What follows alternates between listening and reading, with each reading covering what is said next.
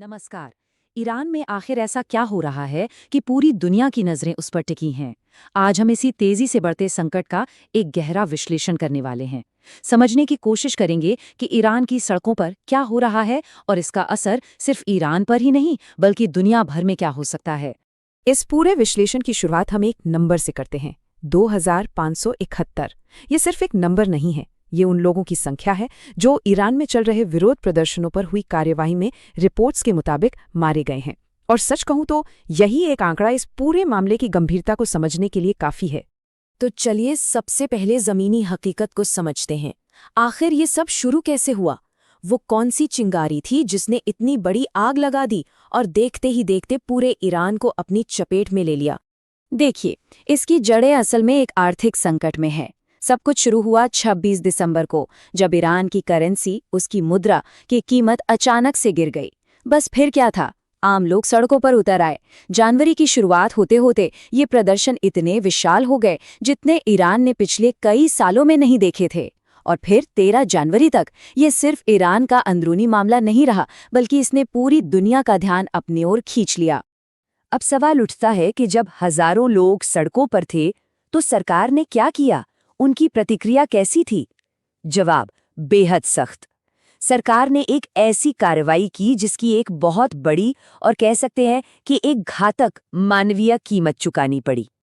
और हम वापस उसी आंकड़े पर आते हैं जिससे हमने शुरुआत की थी, 2571।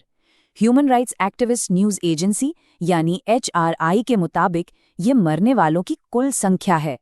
ये सिर्फ एक नंबर नहीं है, ये वो कहानियां हैं जो अब कभी पूरी नहीं हो पाएंगी। लेकिन बात सिर्फ मौतों तक ही सीमित नहीं है। इसी एक्टिविस्ट ग्रुप की रिपोर्ट बताती है कि 18,100 से भी ज्यादा लोगों को हिरासत में लिया गया है। जरा सोचिए, ये आंकड़ा कितना बड़ा है। इससे पता चलता है कि संकट का पैमाना कितना विशाल है। अब अगर इन मौतों के आंकड़ों को और गहराई से देखें तो तस्वीर और भी साफ हो जाती है। मारे गए लोगों में 2403 प्रदर्शनकारी थे, वहीं 147 सरकार से जुड़े लोग भी थे। और जो बात सबसे ज्यादा परेशान करती है वो ये कि इनमें 12 बच्चे और 9 ऐसे आम नागरिक भी शामिल थे जिनका प्रदर्शनों से कोई लेना देना ही नहीं था।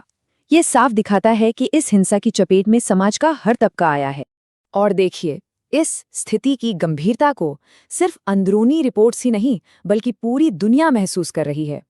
फ्रांस के विदेश मंत्री जीन नोएल बैरो ने जो कहा वो इसी अंतर्राष्ट्रीय चिंता को दिखाता है। उनका कहना था, हमें संदेह है कि यह ईरान के समकालीन इतिहास में सबसे हिंसक दमन है और इसे हर हाल में रुकना चाहिए। ये बहुत बड़ा बयान है। तो ये तो बात हुई ईरान के अंदर के हालात की, लेकिन जैसा मैंने कहा, इस आग की लपटें अब ईरान की सरहदों को पार कर चुकी हैं और इसने एक बड़े वैश्विक या कहें तो डिप्लोमैटिक टकराव को जन्म दे दिया है। और इस टकराव के केंद्र में है दो देश, अमेरिका और ईरान। इनके बीच एक तरह का शब्दों का युद्ध छिड़ गया है। एक तरफ अमेरिका ईरान पर आरोप लगा रहा है कि वो अपने ही लोगों के खिलाफ हिंसा कर रहा है, तो दूसरी तरफ ईरान का जवाबी आरोप है कि अमेरिका ही हिंसा भड़का रहा है ताकि उसे सैन्य हस्तक्षेप का बहाना मिल सके। मतलब दोनों एक दूसरे पर इल्जाम लगा रहे हैं। ये तनाव और भी ज्यादा तब बढ़ गया जब अमेरिकी राष्ट्रपति डोनाल्ड ट्रंप ने एक सीधी चेतावनी दी। उन्होंने कहा कि अगर ईरानी अधिकारी प्रदर्शनकारियों को फांसी देने की धमकी पर अमल करते हैं तो उन्हें बहुत कड़ी कार्रवाई का सामना करना पड़ेगा। अब ईरान भी चुप नहीं बैठा। इस चेतावनी के जवाब में ईरान ने भी एक बड़ा डिप्लोमैटिक दाव खेला। उन्होंने सीधा यूनाइटेड नेशंस सिक्योरिटी काउंसिल का दरवाजा खटखटाया और अमेरिका के खिलाफ एक औपचारिक शिकायत दर्ज कर दी। आरोप ये लगाया कि अमेरिका उनकी संप्रभुता, उनकी सॉवरेनिटी के लिए खतरा पैदा कर रहा है। तो हमने देखा कि सड़कों पर विरोध हो रहा है, सरकार की तरफ से सख्त कार्रवाई हो रही है और अंतर्राष्ट्रीय स्तर पर तनाव बढ़ रहा है। इन सब के बीच जो सबसे बड़ा सवाल खड़ा होता है वो ये है कि आखिर इस पूरे संकट में दांव पर लगा क्या है, इसके परिणाम क्या हो सकते हैं। तो दांव पर क्या लगा है? अगर सीधे शब्दों में कहें तो शायद सब कुछ। सबसे पहले ये ईरान के अंदर एक बहुत बड़ी मानवीय त्रासदी है जो लगातार बढ़ रही है। दूसरा, ये खतरा है कि देश के अंदर सरकारी हिंसा और भी ज्यादा बढ़ सकती है। तीसरा, ये एक ऐसा डिप्लोमैटिक गतिरोध है जो पूरी दुनिया की स्थिरता के लिए खतरा बन सकता है। और आखिर में ये ईरानी सरकार और वहाँ के लोगों दोनों के भविष्य को एक अनिश्चितता में धकेल रहा है। और हम इसी सवाल के साथ इस विश्लेषण को यहीं रोकते हैं।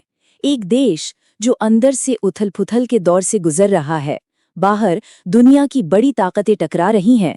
ऐसे में ईरान यहाँ से किस तरफ जाएगा, इसका भविष्य क्या होगा, ये एक ऐसा सवाल है जिसका जवाब शायद सिर्फ आने वाले वक्त के पास ही है।